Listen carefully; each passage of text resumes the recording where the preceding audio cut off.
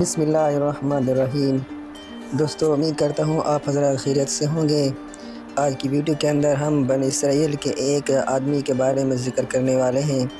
تو ویڈیو میں آگے بڑھنے سے پہلے آپ سے گزارش ہے کہ اگر آپ نے ابھی تک ہمارا یوٹیوب چینل کو سبسکرائب نہیں کیا تو جلدی سے جا کے سبسکرائب کر لیں، کیونکہ ہم اچھی ویڈیو آپ حضرات کی خدمت میں لاتے رہتے ہیں۔ تو چلے دوستو، ویڈیو کو شروع کرتے ہیں۔ بنی اسرائیل کے اندر ایک آدمی تھا، ایک عورت نما تھا۔ اس کی شکل باریک آواز تھی، بغیر داڑھی کے اور نازک اندام۔ مرد وہ اپنی ظاہری شکل صورت سے فائدہ اٹھاتے ہوئے زنانہ حمام میں عورتوں کا مساج کرتا اور میل اتارتا تھا۔ کوئی بھی اس کی حقیقت نہیں جانتا تھا، سبھی اسے عورت سمجھتے تھے۔ یہ طریقہ اس کے لیے ذریعہ معاش بھی تھا اور عورتوں کے جسم سے لذت بھی لیتا تھا۔ کئی بار ضمیر کے ملامت کرنے پر اس نے اس کام سے توبہ بھی کر لی، لیکن ہمیشہ توبہ توڑتا رہا۔ ایک دن بادشاہ کی بیٹی حمام گئی۔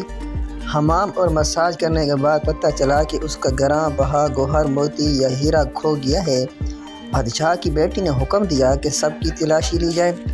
سب کی تلاشی لی گئی، ہیرا نہیں ملا۔ نصور وہ آدمی رسوائی کے ڈر سے ایک جگہ چھپ گیا۔ جب اس نے دیکھا کہ شہزادی کی کنیزیں اسے ڈھونڈ رہی ہیں تو سچے دل سے خدا کو پکارا اور خدا کی بارگاہ میں دل سے توبہ کی اور وعدہ کیا کہ آئندہ کبھی بھی یہ کام نہیں کروں گا۔ اے اللہ، میری لاج رکھ لے۔ دعا مانگ ہی رہا تھا کہ اچانک باہر سے آواز سنائی دی کہ نصور کو چھوڑ دو، ہیرا مل گیا ہے۔ نصور نیم آنکھوں سے شہزادی سے رخصت لے کر گھر آ گیا۔ نصور نے قدرت کا کرشمہ دیکھ لیا تھا اور ہمیشہ کے لیے اس کام سے توبہ کر لی۔ اور کئی دنوں سے حمام نہ جانے پر ایک دن شہزادی نے بلاوا بھیجا کہ حمام آ کر میرا مساج کرے، لیکن نصور نے بہانہ بنایا کہ میرے ہاتھ میں درد ہے، میں مساج نہیں کر سکتا۔ نصور نے دیکھا کہ اس شہر میں رہنا اس کے لیے مناسب نہیں ہے، سبھی عورتیں اس کو چاہتی ہیں کہ اور اس کے ہاتھ سے مساج لینا پسند کرتی ہیں۔ جتنا بھی غلط طریقے سے مال کمایا تھا سب غریبوں میں بانٹ دیا اور شہر سے نکل کر کئی میل دور ایک پہاڑی پر ڈیرا ڈال کر اللہ کی عبادت میں مشغول ہو گیا۔ ایک دن اس کی نظر ایک بھینس پر پڑی جو اس کے قریب گھاس چر رہی تھی۔ اس نے سوچا کہ یہ کیسے چرواہے سے بھاگ کر یہاں آ گئی ہے، جب تک اس کا مالک نہ آ جائے تب تک میں اس کی دیکھ بھال کر لیتا ہوں۔ لہٰذا اس کی دیکھ بھال کرنے لگا۔ کچھ دن بعد ایک تجارتی قافلہ راستہ بھول کر ادھر آ گیا جو سارے پیاس کی شدت سے نڈھال تھے۔ انہوں نے نصور سے پانی مانگا تو نصور نے سب کو بھینس کا دودھ پلایا اور سب کو سیراب کر دیا۔ قافلے والوں نے نصور سے شہر جانے کا راستہ پوچھا۔ نصور نے ان کو آسان اور نزدیکی راستہ دکھایا۔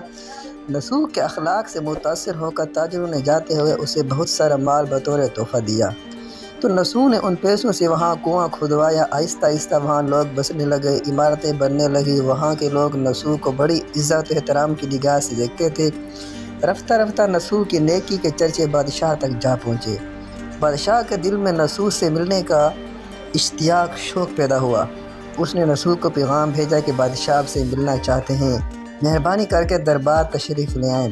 جب نصور کو بادشاہ کا پیغام ملا اس نے ملنے سے انکار کر دیا اور معذرت چاہی کہ مجھے بہت سارے کام ہیں، میں نہیں آ سکتا۔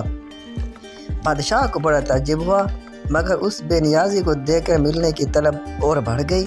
بادشاہ نے کہا اگر نصور نہیں آ سکتے تو ہم خود اس کے پاس جائیں گے۔ جب بادشاہ نصور کے علاقے میں داخل ہوا، خدا کی طرف سے ملک الموت کو حکم ہوا کہ بادشاہ کی روح قبض کر لے۔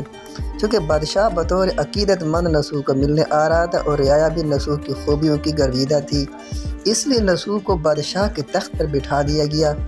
اب نصور نے اپنے ملک میں عدل و انصاف کا نظام قائم کیا۔ وہی شہزادی جسے عورت کا بھیس بدل کا ہاتھ لگاتے ہوئے بھی ڈرتا تھا، اس شہزادی نے نصور سے شادی کر لی۔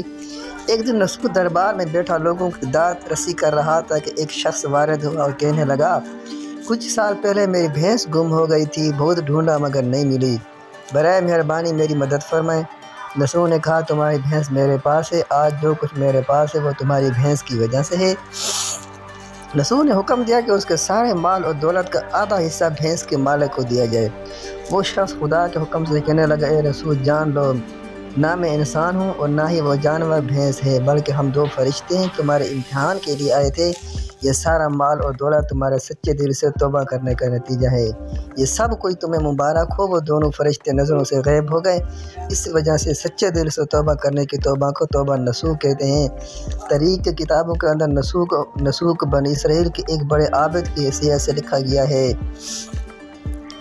نسوخ رزق کمانے کے لیے اللہ کا ناپسندیدہ کام کیا کرتا تھا۔ جب وہ کام اللہ کے خوف کی وجہ سے چھوڑا تو اللہ نے رزق کے اسباب پیدا کیے اور بادشاہ تک عطا کر دی۔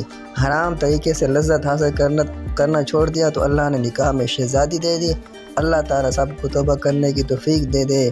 اللہ پاک ہمیں عمل کرنے کی توفیق عطا فرمائے۔ ویڈیو کو لائک کر دیں اور ایک اچھا سا کمنٹ کر دیں۔ چینل کو سبسکرائب نہیں کیا تو جلدی سے جا کے سبسکرائب کر لیں۔ انشاءاللہ ملتے ہیں نیکسٹ ویڈیو میں۔